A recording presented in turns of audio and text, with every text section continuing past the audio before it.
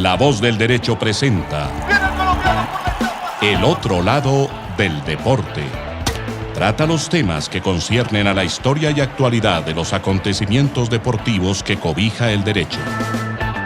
Conduce Nicolás Abello Sabogal. El otro lado del deporte. Una presentación de La Voz del Derecho. Buenas tardes, queridos oyentes, bienvenidos a El Otro Lado del Deporte. Los saluda Nicolás Abello desde los estudios de La Voz del Derecho en la ciudad de Bogotá. Recuerden que nos pueden oír todos los viernes y sábados de 1 a 2 p.m. y ahorita en nuestra nueva modalidad nos pueden ver por el canal de YouTube. Entonces, para empezar, quiero saludar a María José, a Víctor y a Andrés. Y Andrés va a hacer su editorial de unos temas que quiere contarnos y vamos a terminar el tema de contratos. Ahora vamos a pasar a contratos de jugadores y vamos a finalizar el tema de contratos de directores técnicos. Entonces, María José, ¿cómo estás? Hola Nico, buenas tardes. Hola al resto del equipo de trabajo. Qué bueno estar con ustedes otro viernes más acompañándolos con estos temas de derecho y deporte. Víctor, ¿cómo va todo? Nicolás, ¿qué más? ¿Todo bien? Todo bien, todo bien. ¿Cómo ha visto el mundo del golf? Bien, movido, ya se está acabando la temporada. Ayer empezó la temporada de NFL, entonces el mundo del deporte es bastante cíclico y nos genera alegrías en diferido. En diferido, entiéndase que se acaba una cosa. Ya yo pasé la tusa del mundial, entonces la pasé con golf, la paso ahorita con fútbol americano, el próximo año de Copa América, el tema de la Liga de Naciones Europea también empezó fuerte, entonces pues nada, hay muchísimo contenido, mucho para distraer el ojo y pues realmente ya se empezó otra vez a mover todo de el letargo postmundial que nos tuvo afligidos mucho tiempo. ¿Por quién va en la Ryder? ¿Por Europa o por Estados Unidos? No, por Estados Unidos, siempre por Estados Unidos. Bueno, vamos a ver si apostamos. Yo voy por Europa de pronto. Bueno. Andrés, ¿cómo le ha ido? Buenos días. Tardes, perdón. Buenas tardes, ¿cómo les va? Para los incautos que no saben de golf, que somos muchísimos, la Ryder es un torneo entre jugadores americanos y jugadores europeos o del resto del mundo. No, europeos. Pero bueno, no, yo quería comentar dos temas jurídicos. Uno muy jurídico, otro más desde el punto de vista del negocio.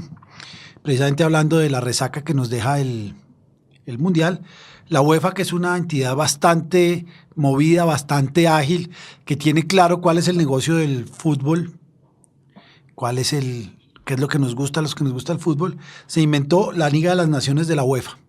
Es un torneo interesantísimo, con una filosofía que a mí me gusta, es acabar con los amistosos Francia contra Mongolia del Sur y Colombia contra República Checa Oriental, partidos que no tienen nada que ver, que no sirven, que no se ven y que de pronto para lo único que sirve es para recaudar algún dinero. La UEFA se dio cuenta que esto no servía mucho, sus parones de FIFA al final eran aburridos y se inventó un torneo oficial en la cual varios equipos, hay una cosa que me gusta mucho, es que hay varias divisiones, la primera división, la segunda división, tercera y cuarta. Y ayer vimos partidos como Alemania-Francia y hay partidos, en este momento se está jugando Italia-Polonia y hay partidos muy interesantes, repito, oficiales, con una adición es que hay ascenso y descenso. Y en la primera categoría que está en España, Bélgica, Inglaterra, en grupos de 3 rápidamente va a haber un equipo que desciende y seguramente va a haber equipos que suben. ¿Qué me permite pensar allí? Primero, que la brecha cada vez va a ser mayor entre los equipos sudamericanos y los equipos europeos, porque los partidos de fogueo de Francia, pues es Francia-Alemania y Francia-Holanda, mientras que los partidos de fogueo de Colombia van a ser, como dije, Jamaica, Mongolia del Sur y de pronto Argentina, pero con suplentes. Entonces nos damos cuenta que la UEFA cada vez se preocupa más por su producto, por sus equipos, por ganar dinero, por hacer un campeonato interesante, que no es la Eurocopa, que no es la eliminatoria de los mundiales y que es un campeonato que, repito, ver Francia, Alemania a mes y medio de terminado el Mundial, con todos los titulares o con un 90% de los titulares, jugándose algo, porque no es un partido amistoso, me parece que es muy interesante.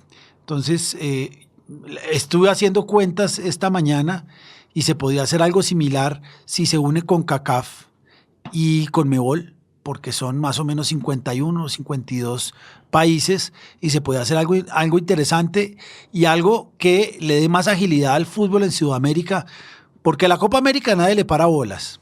Y la eliminatoria es un campeonato muy intermitente, que son 2 meses sin jugar, un partido. Me parece muy interesante, me parece que, y eso lo leí, que Platini, cuando todavía no había sido expulsado del fútbol, pensó con mucho acierto que los partidos amistosos de estas épocas no sirven para mucho. Me parece, y habrá que verlo, pero me parece que es un muy buen ensayo de la UEFA, que como siempre hemos dicho, ojalá copiaran lo bueno acá los señores de la Conmebol, que ya copiaron lo de la final única en Copa Libertadores, que a la mayoría de gente no le gusta, a mí sí, pero pues esperemos. El otro tema sí es mucho más jurídico, es un tema que me parece bien especial, que no lo he logrado asimilar del todo, y es una huelga que hicieron los jugadores precisamente para esta Liga de Naciones, los jugadores daneses.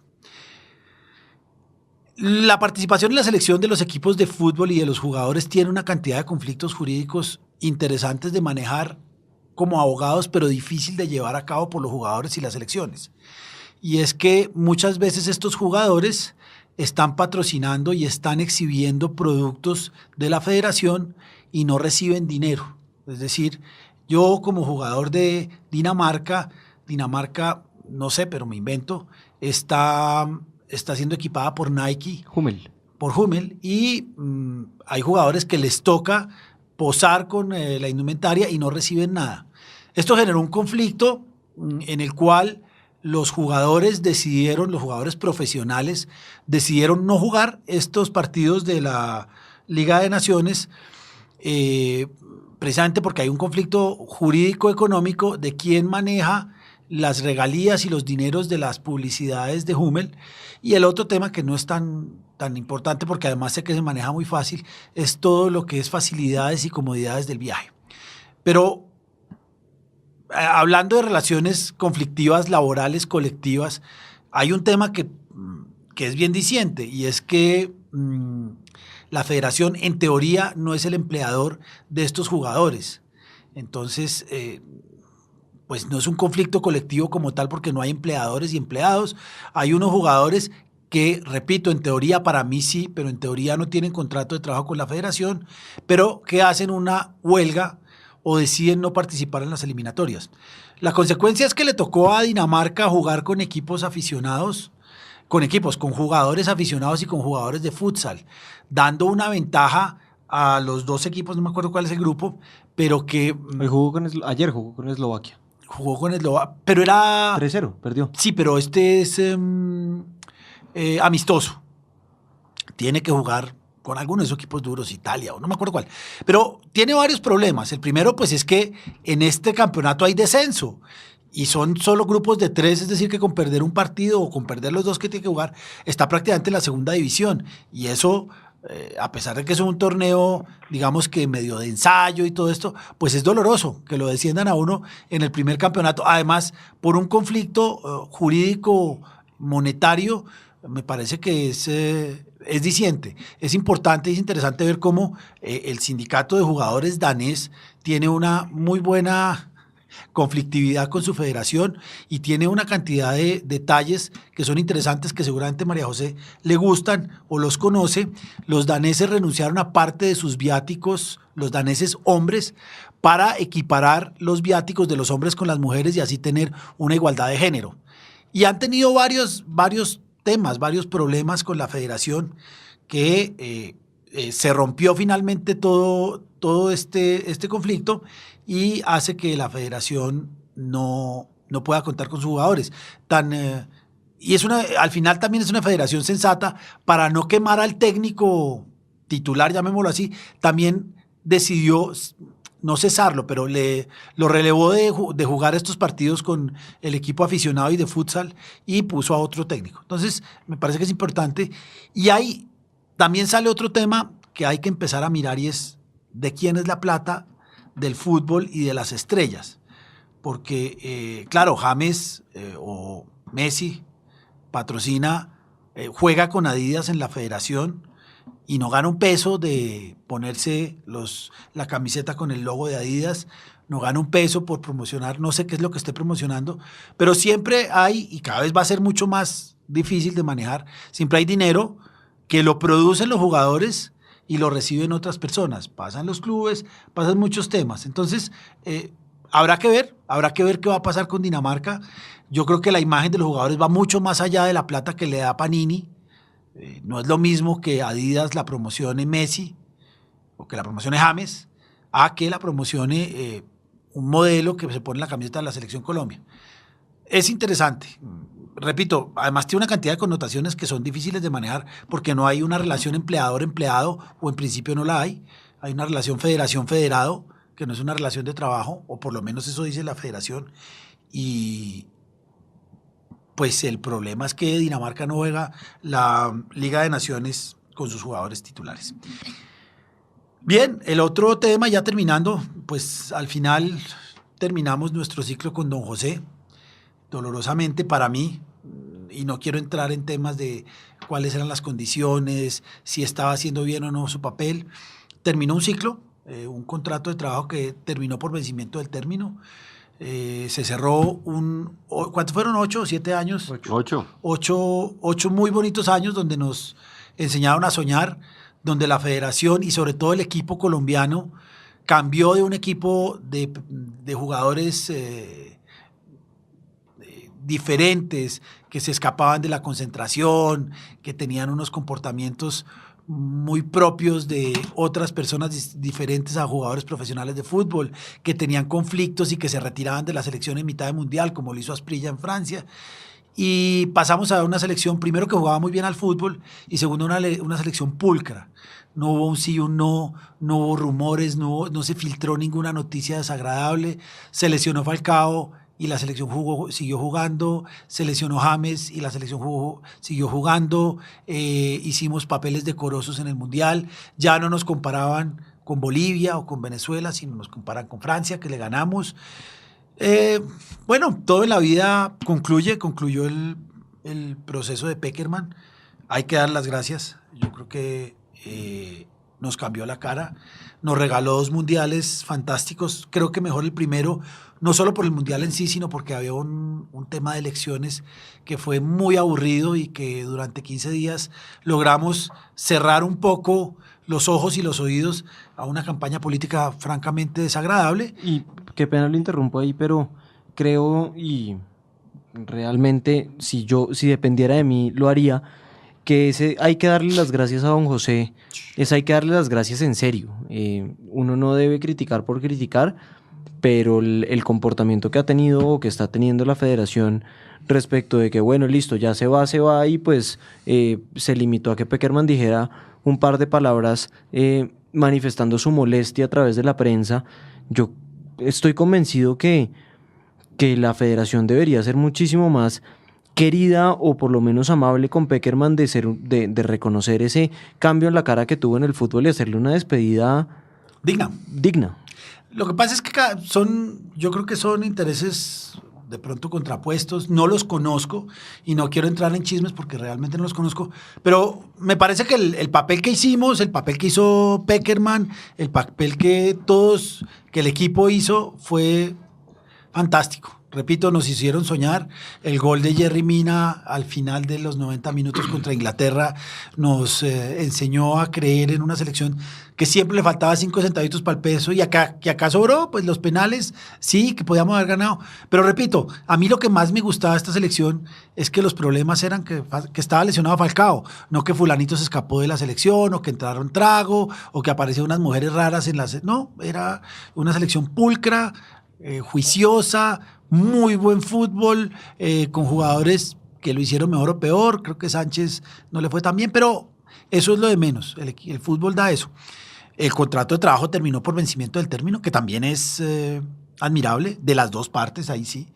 Y don José nos deja un poco tristes, un poco huérfanos, porque no solo era el técnico, sino era como el papá de todos estos muchachos que le hacían caso, que en su momento se emocionaba, pero que normalmente era un técnico bastante tranquilo, distinto a muchos otros que saltaban y gritaban.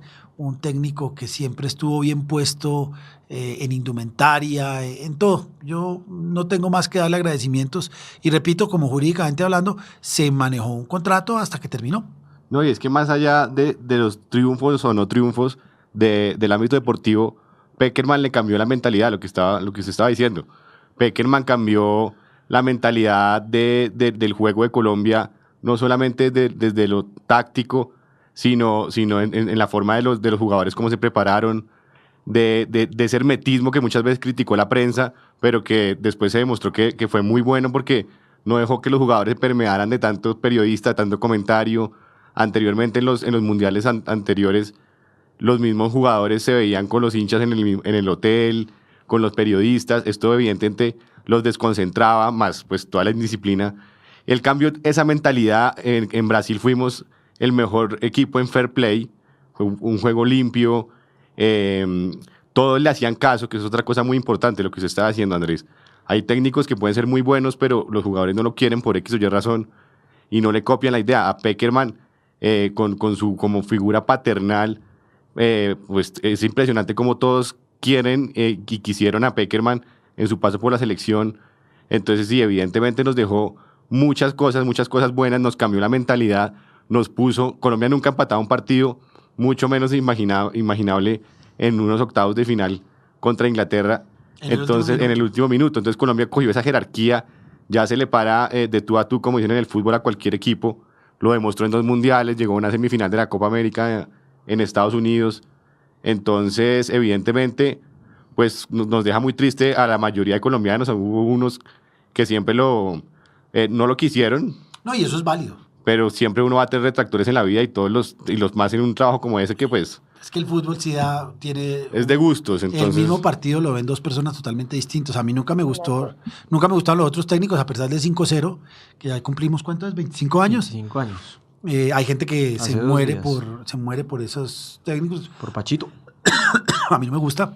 Pero perder es ganar un poco. No, independiente de eso, creo que el 5-0 fue un buen partido, pero no me gusta el estilo de dirigir, no me gusta la forma de tratar de salirse de los problemas, un poco como Mourinho. Me metieron 3 goles, pero yo soy 3 veces campeón de la Premier League. Me parece que es mucho más interesante un planteamiento mesurado de Pekerman. Pero bien, terminó Pekerman. Yo quiero, antes de terminar con este tema de Pekerman y sin entrar a juzgar si los periodistas y la federación actuaron bien o mal, creo que lo que han dicho los jugadores en sus redes sociales y en las entrevistas que he visto ahorita en la convocatoria en Miami, pues da una clara muestra de realmente lo que significó Pekerman para ellos como deportistas profesionales y para el fútbol colombiano en particular. Entonces creo que con esas palabras es con las que debemos quedarnos, con las enseñanzas que claramente les dé, pues con la figura de Don José como un maestro, porque creo que evidentemente así lo es, y nos guste o no su forma de actuar, hay que reconocerle que le hizo muy bien al fútbol colombiano, independientemente de si no quedamos campeones del mundial, porque sí, tristemente hay gente que mide al técnico por si quedó o no quedó campeón del mundial, cuando nosotros hace 8 años ni siquiera hubiéramos contemplado esa posibilidad. Quedábamos de 33.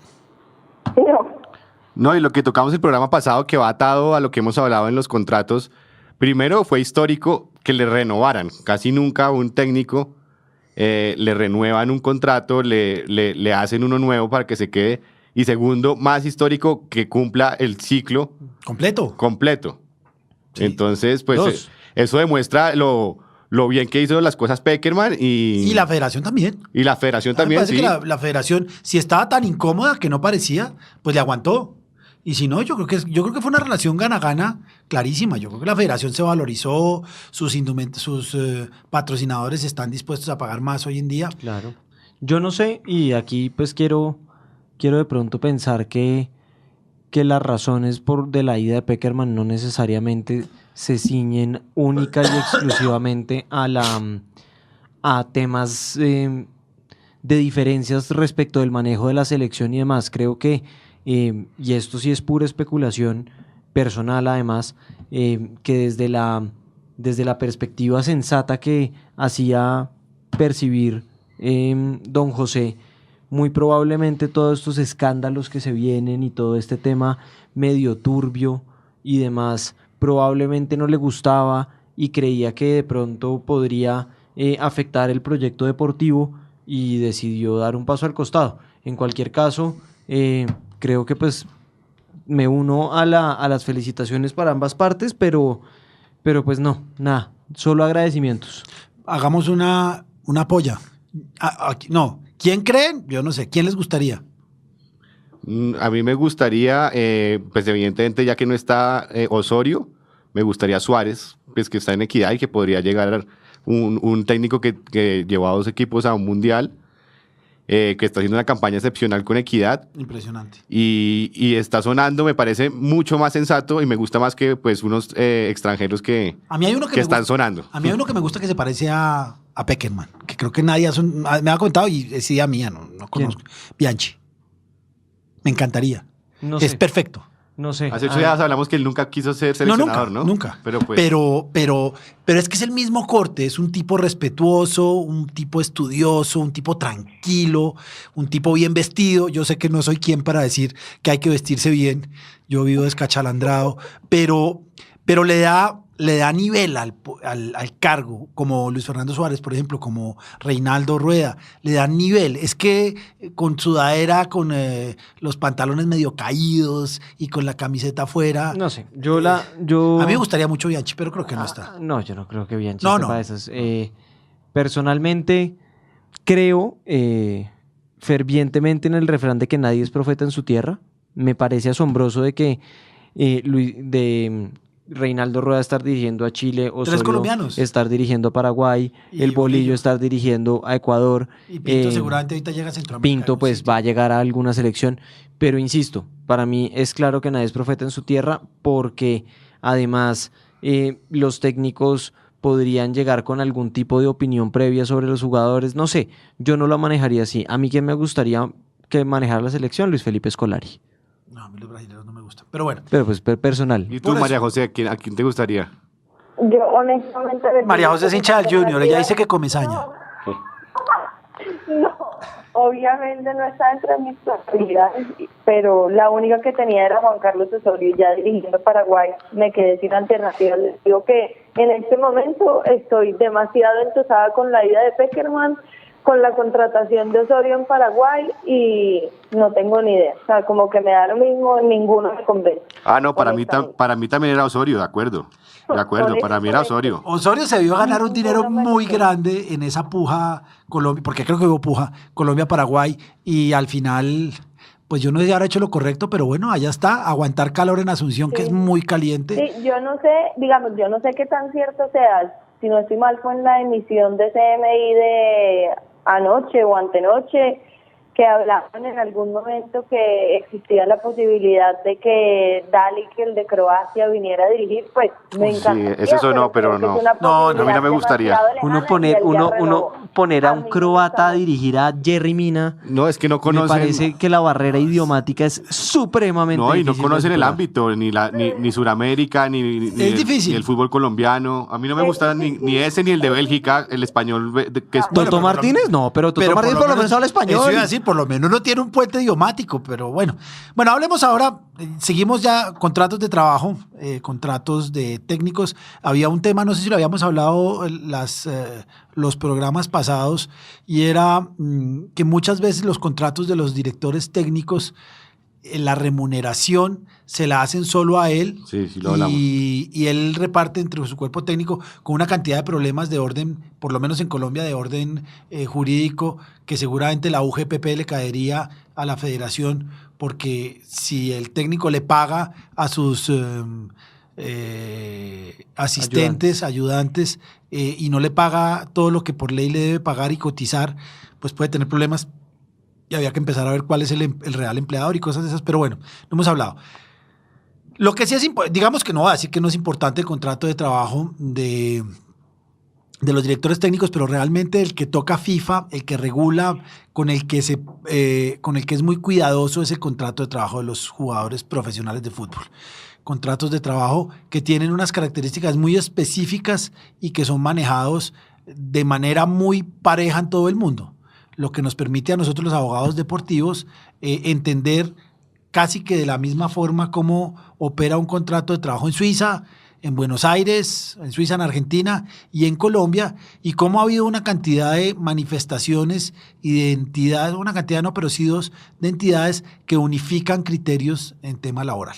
Entonces, para empezar a hablar de contrato de trabajo de los jugadores profesionales, hay que decir que FIFA sí, a diferencia de los directores técnicos que no regula nada, no dice absolutamente nada, con los jugadores dice muchas cosas, pero lo primero que tenemos que empezar a analizar es cómo se aplica el reglamento FIFA, los reglamentos colombianos y sobre todo, que eso es un tema que los periodistas siempre manejan de manera errónea, cómo se aplica, qué se aplica primero, la ley local, el reglamento local, el reglamento FIFA, y uno oye unos periodistas que son francamente desastrosos que dicen, no, es que si FIFA dice, acá se cumple.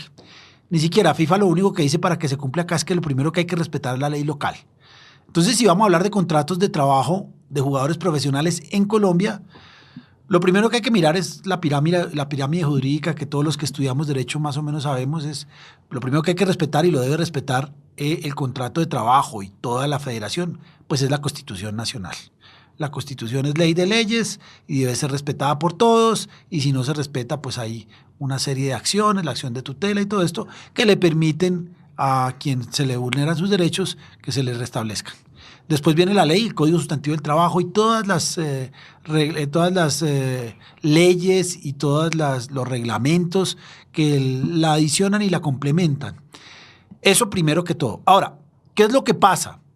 Que FIFA da algunas directrices que hay que respetar y que los equipos de fútbol deben respetar. Por ejemplo, el contrato de trabajo debe ser escrito. La legislación colombiana permite contratos de trabajo verbales. El contrato de trabajo a término indefinido es un contrato por esencia verbal, pero en el fútbol no se permite. Entonces, ¿qué dice FIFA al respecto? Bueno, para hablar del contrato de trabajo hay que mirar el reglamento sobre el estatuto y la transferencia de jugadores. El reglamento sobre el estatuto y la transferencia de jugadores es un documento que FIFA lleva manejando hace más de 20 años. Desde la decisión Bosman y en adelante ha ido incluyendo temas muy puntuales sobre contrato de trabajo, sobre jugadores menores. Y además es un documento de trabajo continuo, porque constantemente lo están adicionando, trabajando, modificando para que esté acorde con el funcionamiento del futbolista actual. Sí, y además tiene anexos, como participación. Eso no lo hemos hecho y lo debíamos hacer, ya que estamos en fecha FIFA, quiénes pueden participar en la selección, cuál es la nacionalidad, cómo se convoca un jugador. Pero este reglamento tiene unas características y da unas características especiales para el contrato de trabajo. Entonces, ¿qué dice FIFA? El contrato de trabajo debe respetar la legislación local. Eso no...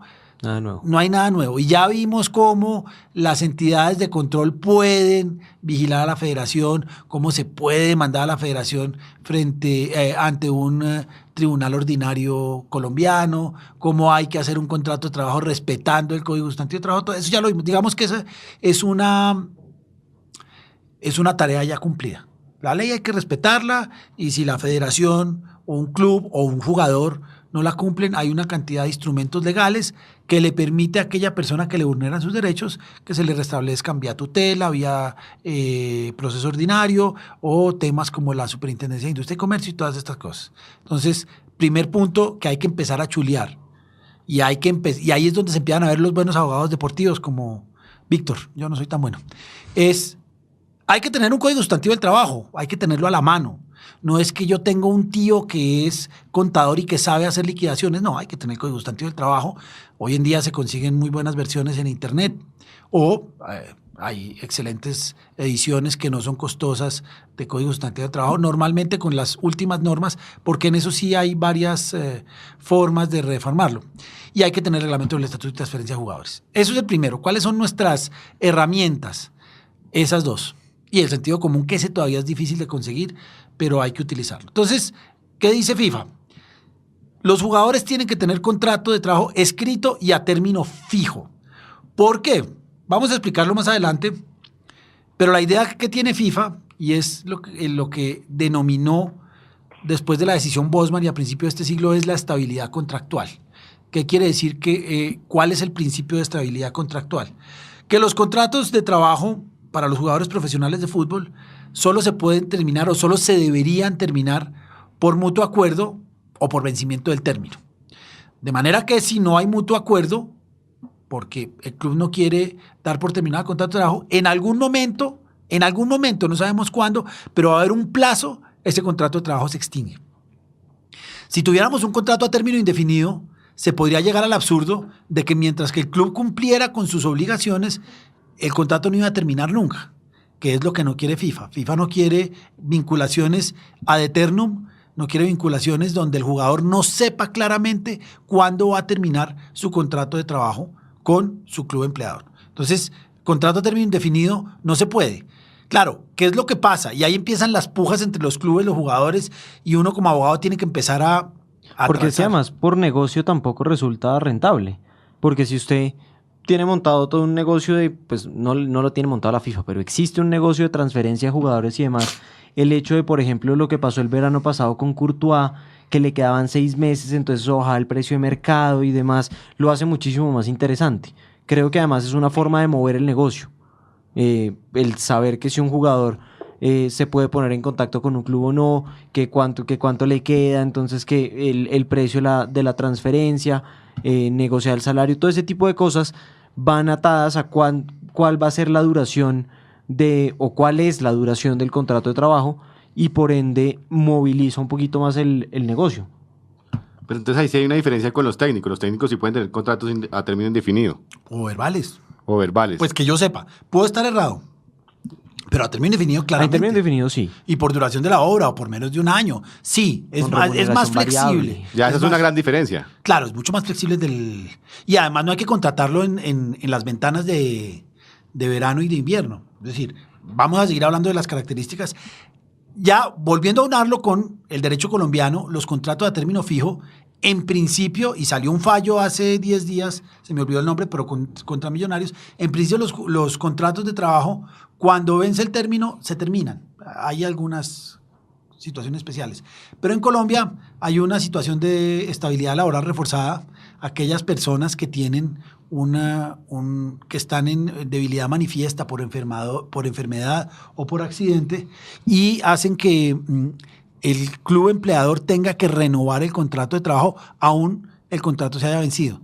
Entonces la Corte Constitucional, vía acciones de tutela, está desdibujando el carácter temporal del contrato de trabajo y está obligando a los empleadores, a los jugadores empleadores, a tener que renovar el contrato de trabajo, normalmente de jugadores con determinada edad que están lesionados y que no les puede terminar el contrato de trabajo. La estabilidad laboral reforzada por debilidad manifiesta está haciendo que muchos clubes, yo me acuerdo de Perlaza y hubo uno en el Junior, no me acuerdo cuál. Sí, era. Garchi, ¿tú no te acuerdas de eso? ¿Cuál fue el jugador del Junior que les tocó reengancharlo porque tenía una lesión? No me acuerdo, pero el contrato de trabajo a término fijo. Millonarios no fue Perlaza, fue... No, Millonarios sí fue Perlaza. Pero también hubo otro que se accidentó. Pero Millonarios clarísimo era Perlaza. Y hay muchos, el Once Caldas tuvo. Hay muchos jugadores que terminan su contrato de trabajo por vencimiento del término y están lesionados. Y en cualquier sitio del mundo pues es muy doloroso, pero pues se termina el contrato de trabajo. La Corte Constitucional ha indicado que no se pueden despedir y no se puede no renovar el contrato. Y hay muchos jugadores por ahí que están dándole vueltas a la cancha y recibiendo una suma de dinero porque no pueden ser despedidos en virtud de la estabilidad laboral reforzada. Entonces, contrato a término fijo por escrito. ¿Por qué tiene que ser por escrito? Porque la única forma, como ya no hay pase, como ya no hay derechos nada de esto, para inscribir un jugador en un torneo profesional lo único que hace, y en este caso, pues en el torneo profesional, hay que entregar una copia del contrato de trabajo que certifica que tiene una relación jurídica jugador-club y eso se deposita en Coldeportes. Se le entrega a la federación se lo pasa a la DIMAYOR, se le entrega a la DIMAYOR se lo pasa a la federación y la federación deposita estas copias de los contratos de trabajo en Coldeportes. Entonces, tiene que ser contrato escrito. También pensaría que por un tema probatorio en FIFA, ¿no? Porque cuando se va a alegar el incumplimiento de un contrato, pues toca llevar la copia del contrato. Sí, pero no es necesario el contrato registrado. No, claro, no es necesario, pero fácil. por temas probatorios resulta más fácil. No, como FIFA dice que es contrato escrito, la única prueba que vale es el contrato. Lo que pasa es que no es necesario que sea un contrato registrado, que esa es una de las peleas que ya se solucionó. Antes decía, no, es que ese no es el contrato que se le entregó a la federación y la federación se lo entregó a Coldeportes. Lo que pregunta FIFA es, ¿esa es la firma suya, jugador? Sí. ¿Esa es la firma del representante legal del club? Sí, ese contrato de trabajo vale. Pero entonces aclaremos a los oyentes. FIFA lo único que pide es que haya un contrato laboral. Y ese contrato laboral se rige Ni al siquiera país. dice contrato laboral, dice contrato escrito. Contrato escrito. De trabajo. La federación ya dice contrato de trabajo, pero FIFA dice contrato escrito. De manera, y sé que hay algunos países, Croacia o algunos de esos, que tienen contrato a término, contratos, una especie de prestación de servicios, y es el jugador el que tiene que cotizar su seguridad social, que me parece complejo. Pero pues eso es lo que se hace. FIFA habla de contrato escrito y la Federación Colombiana de Fútbol habla de contrato de trabajo escrito y a término fijo. Bueno, listo. Entonces vamos a una pequeña pausa y al regresar pues aclaramos todos estos temas de contrato de trabajo de jugadores. Estás escuchando desde Bogotá, capital de la República de Colombia, La Voz del Derecho, radio especializada.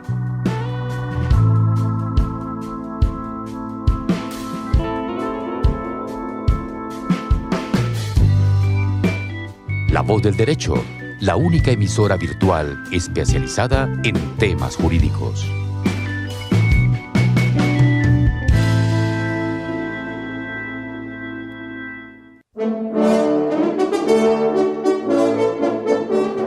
Escuchan La Voz del Derecho, un concepto distinto de la radio. Usamos la tecnología y la ponemos al servicio de la libre circulación de las ideas, de la libertad, de la cultura. La Voz del Derecho, una radio de temas y propuestas.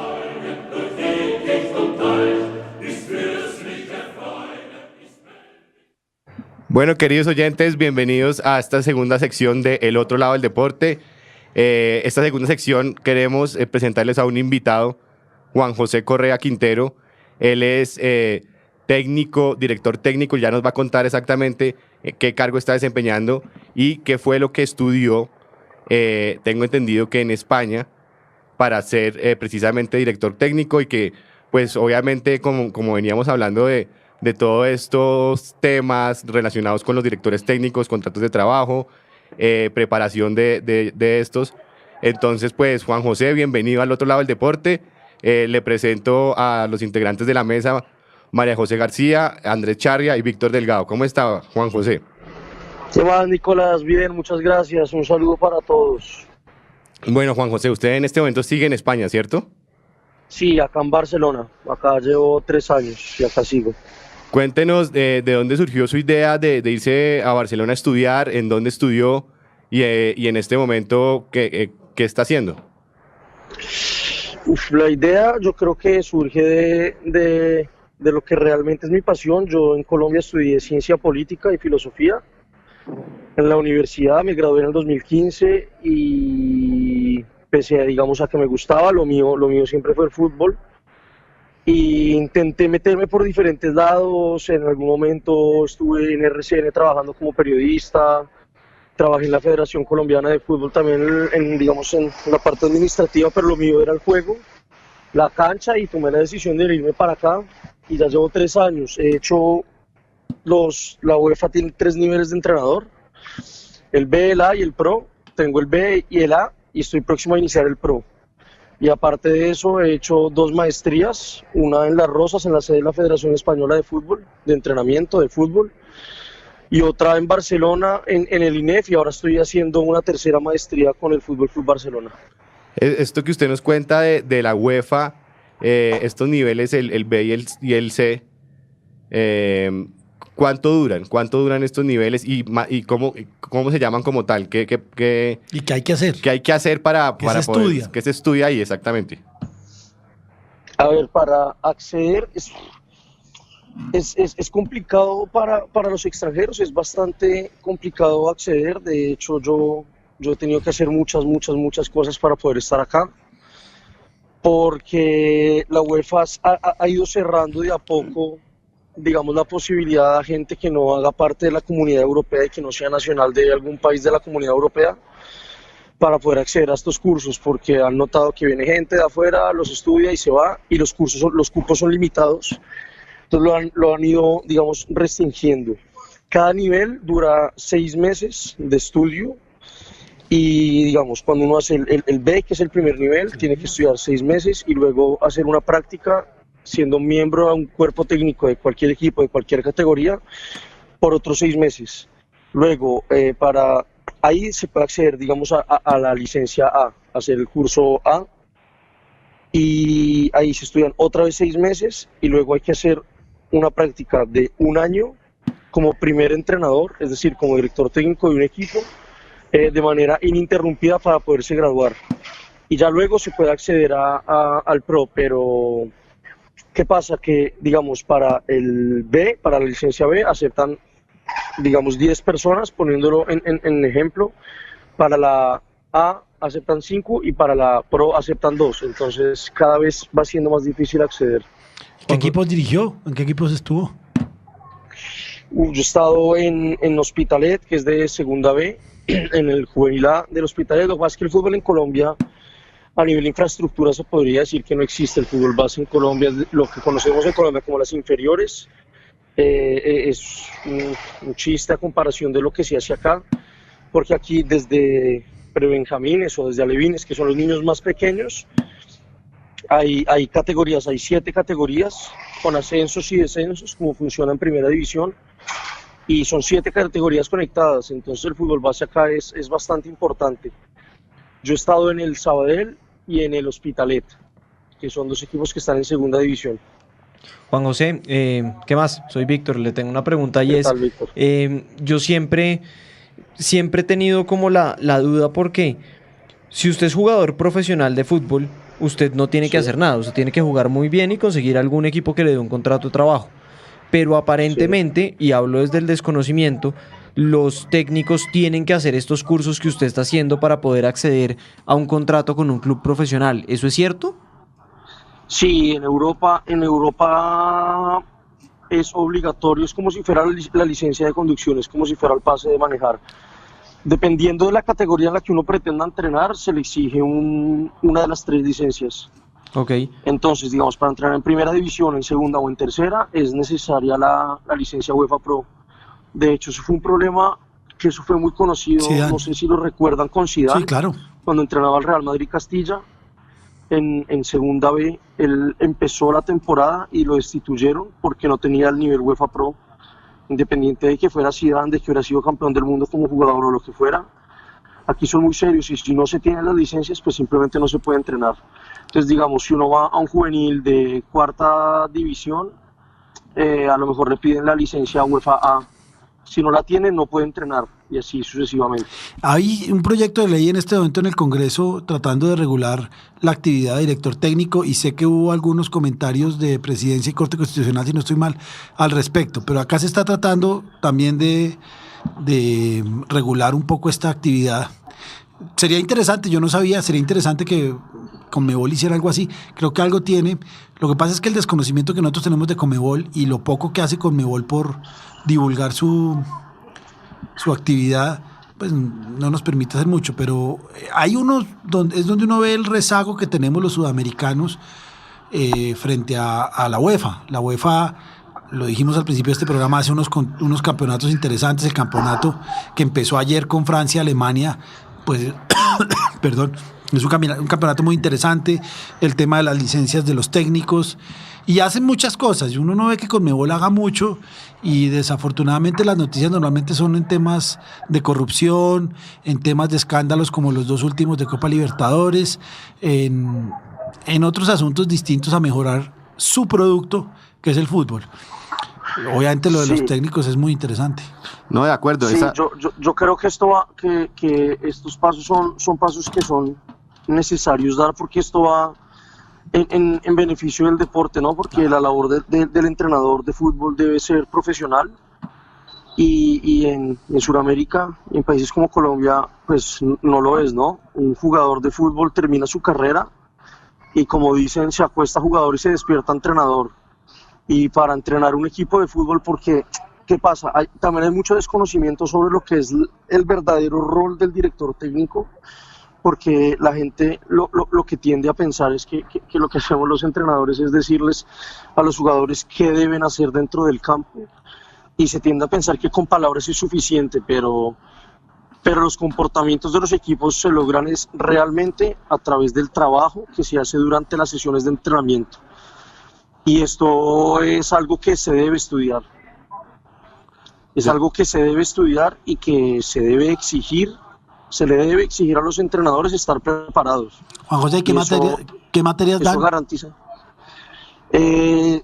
O más que, a ver, sí que hay materias, pero yo creo que aquí lo relevante no es hablar tanto en términos de materias. Pero, a ver, por un lado, que es lo que más cree la gente que habría, pero es lo que menos, están los temas, digamos, relacionados al cuerpo, como anatomía y fisiología y todo este tipo de cosas, pero la gran mayoría de contenido es en función a entrenar, a cómo enseñar, cómo transmitir, y, digamos, metodologías de entrenamiento. También estudiamos mucho el juego como tal. Es muy pedagógico. Sí, bastante.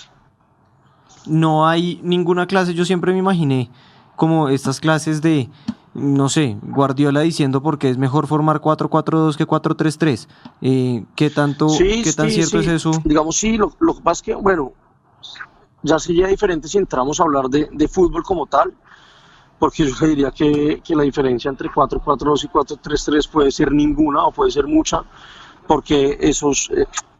A ver, hablar en términos de números no quiere decir mucho, porque un 4-4-2 puede un equipo con una formación de 4-4-2 puede tener unos comportamientos muy similares a los de un equipo formado con 4-3-3, dependiendo de cómo se desarrolle lo que se lleva dentro de la formación. Es decir, esos números solo son, digamos, el esquema inicial, ¿sí? Como decimos acá, el 4-4-2 solo se ve en el momento en el que se va a sacar del medio del campo. De resto ya todo es muy dinámico en el fútbol.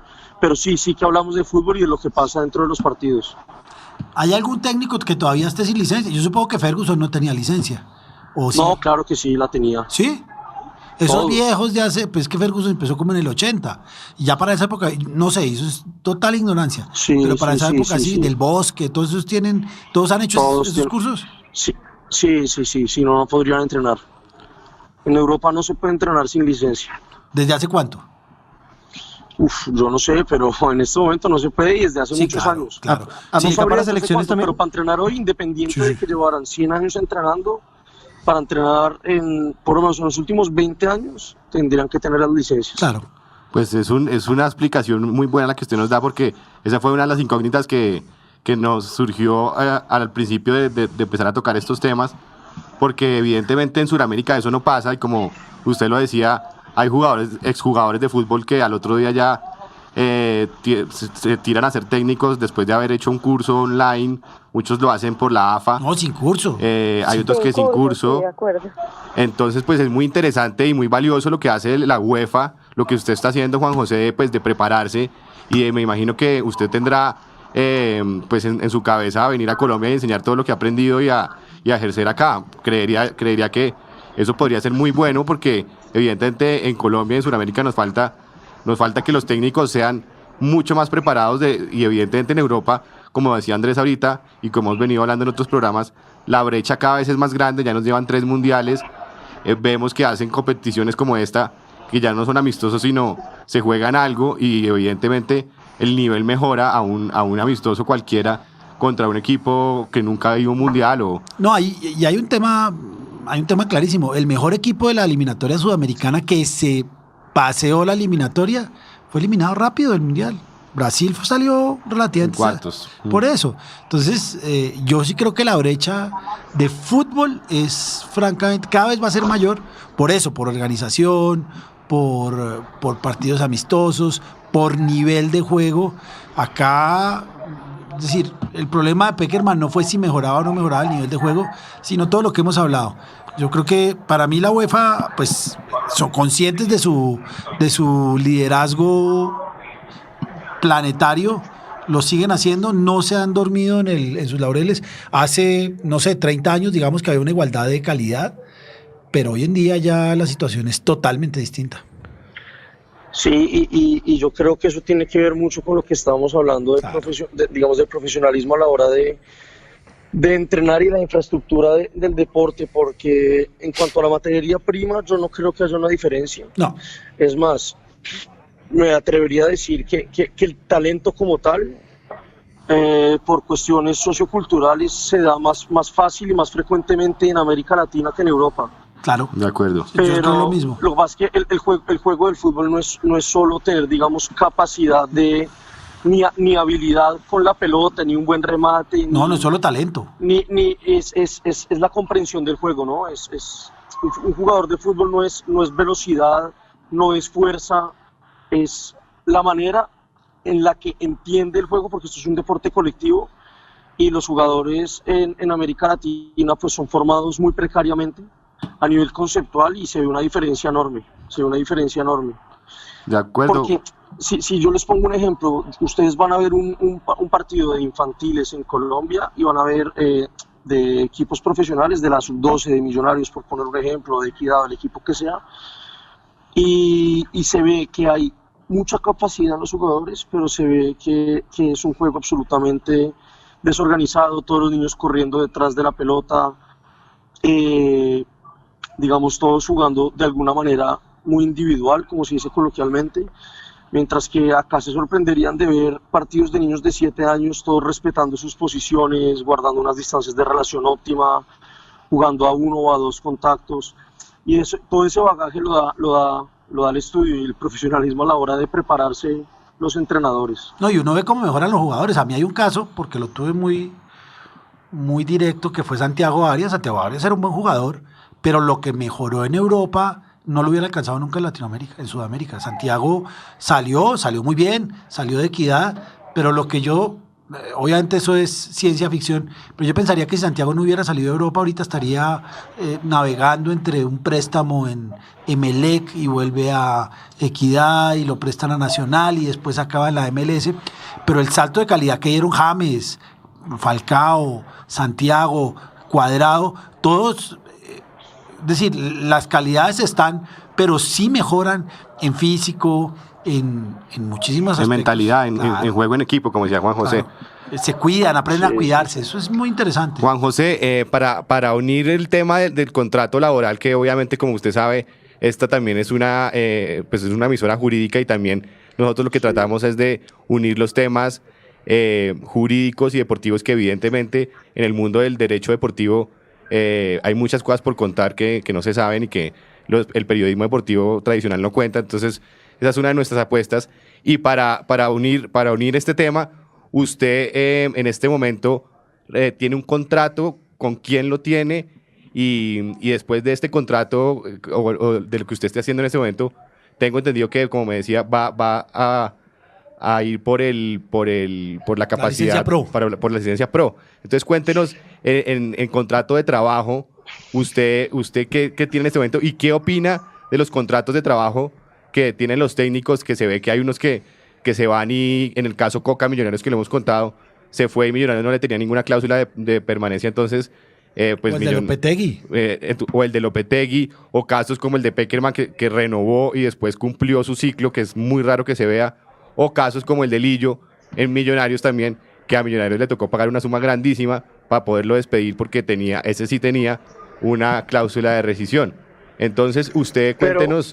Pero es que eso no son cláusulas de rescisión. El tema es que A ver, cláusulas de permanencia en los contratos de entrenadores. Es Ustedes exótico. conocen más el tema del derecho que yo, pero yo creería que no existen. Simplemente se firmó un contrato un tiempo. Se podría pactar. Creo que Lopetegui tenía una muy chica. Pero el trabajador es libre de irse en cualquier momento, como en cualquier empresa del mundo, siempre y cuando anuncie con 30 un días. tiempo prudencial. El tema es cuando es despedido, si digamos se tiene un contrato a 4 años y lo despiden a los 2 años, pues lo tienen que indemnizar por claro. el valor del contrato restante, que fue lo que pasó bueno, lo que pasa con tantos entrenadores. Digamos, en el caso digamos ahora en Nacional de Jorge Almirón, no se le tuvo que pagar porque él renunció unilateralmente. El caso de Juan Manuel Lillo en Millonarios fue despedido. Despedido antes del término de su contrato. Claro, entonces lo que tocó fue pagar lo que restaba Al final no pagaron todo, pero sí negociaron una suma mucho más alta. O en San Paolo ahorita. Usualmente se hacen negociaciones porque pues, los entrenadores tampoco están interesados, digamos, en quedarse con la plata del club, pero también se entiende que hay dinero. Que si te desplazas desde España hasta Colombia para entrenar. No, y San Paolo y en Argentina. Y te sacan de la nada por 3 o 4 partidos malos, pues. Exacto. Juan José, por eso. Con lo pactado. Entonces usted en este momento tiene un contrato de trabajo, ¿y con quién lo tiene? Con el Sabadell. ¿Como técnico de qué equipo? Del Juvenil B. Que juega un torneo, una especie de torneo de liga. Sí, una liga. Sí. ¿Tiene algún límite de edad? Sí, juveniles son los jugadores más grandes del fútbol base. Es lo que en Colombia podríamos conocer como la sub-19. Sub-19, sub-20. Cuando terminan la etapa de sub-19 ya son, digamos, jugadores profesionales. Ya deberían firmar contrato. Bueno, exacto. O se dedican a otra cosa, o si siguen el camino del fútbol porque les da el talento y les da la capacidad, pues sí. ya tendrían que entrar a equipos ya profesionales. Bueno, Juan José, y para ir terminando, ¿cómo van en la tabla o están empezando una nueva temporada? No, estamos en pretemporada. La temporada la empezamos en 3 semanas. Ah, bueno, no, Juan José, pues evidentemente el tiempo acá en radio es muy corto. Nos hubiera gustado seguir hablando con usted de muchos otros temas. Le prometemos y le abrimos la invitación aquí al programa para cuando usted quiera seguir contándonos tantos temas. De mi parte, felicitarlo por el trabajo que está haciendo, por seguir su verdadera pasión. Nosotros nos conocemos hace unos años y usted sabe que a mí eso, por ejemplo, también me hubiera gustado mucho. Me dediqué al periodismo deportivo, pero eso que usted hace, pues sí. Evidentemente es algo con lo que los que de verdad nos gusta esto y nos ha gustado en serio, pues es con lo que uno sueña. Entonces felicitarlo, ánimo con lo que le queda, porque pues evidentemente se está preparando muy bien. Y bueno, darle las gracias. Lo esperamos en Colombia. Invitarlo aquí en Colombia para que nos acompañe aquí presencialmente y que dirija a uno de los equipos. Sabemos que usted es de Millonarios, ojalá pueda dirigir a Millonarios. Claro, aquí todos somos hinchas, menos María José, que es hincha del Junior. Ojalá. Y ahorita que hablábamos de Juan Manuel Lillo, que entrenador, el que perdió Millonarios. Ahora, y Nacional que también, ¿no? 3 años acá estudiando, les puedo decir que es la persona que más sabe de fútbol en el mundo. Bueno, eso son palabras mayores, eso nos tendrá que contar en otro programa. Eso lo dice todo el mundo, salvo los hinchas de los equipos que dirige Lillo. Esto me lo dijo personalmente Jürgen Klopp, Mourinho, y todos lo admiran. Todos sí, no, de acuerdo. Que es el tipo más capaz del mundo. Y es un grandísimo entrenador. Dicen que suena para la selección Colombia. Es un grandísimo entrenador. De pronto, lo que también va atado a toda esta diferencia entre Europa y Sudamérica es que aquí no le dieron el tiempo que de pronto él necesitaba para formar un estilo de juego y un plantel a lo que él quería. Entonces, bueno, aquí ya me está... En Millonarios estuvo un semestre, sí, donde le ganó a todo el mundo. Le ganó los 2 clásicos a Santa Fe, le ganó a Nacional, le ganó al Junior en Barranquilla, le ganó a Cali, le ganó a Once Caldas, le ganó a Medellín, a todos los grandes, y salió en semifinales por un penalti, siendo absoluto dominador de los 2 partidos contra el Junior. Le desarman el equipo, le dan 5 partidos, la cosa sale mal porque esto es fútbol y eso puede pasar y lo sacan. Entonces... Pues sí, de acuerdo, sí. Ahí hay falta tener los procesos a más largo plazo, diría yo.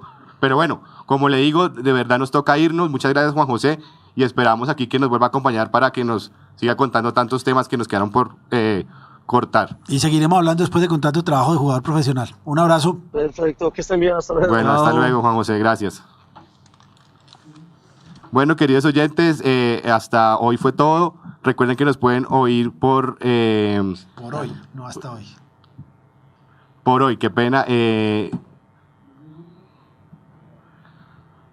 Bueno, queridos oyentes, muchas gracias por la sintonía de hoy. Recuerden que nos pueden oír todos los viernes y sábados de 1 a 2 p.m.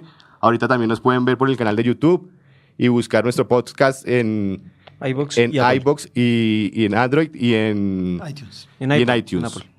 Entonces, muchas gracias y nos vemos dentro de 8 días. Hasta luego. Chao.